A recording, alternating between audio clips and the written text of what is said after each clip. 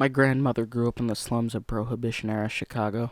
Her family lived in a small house near the harbor. One of her earliest memories was a particular hot summer when, seeking respite from the heat, she and her sister discovered a seldom-used section of boardwalk near the abandoned warehouse. Every night for several weeks, the two girls would make their way down to the docks and sit together on the edge of the pier as the sun went down. My grandmother vividly, and for a time fondly, recalled the feel of seaweed between her toes as she and her sister dangled their feet into the murky water. It wasn't until years later that she returned to the pier and found the warehouse had been demolished. Curious, she made an inquiry with the Department of Planning and Development. Apparently the warehouse had been owned for a time by the mob, who was using it as base for operations for a local prostitution racket. It had been uncovered when an association began disposing of rival hookers by fitting them with concrete shoes and dumping them into the harbor. The investigating officer had removed nearly 24 bodies from the waters of the secluded pier.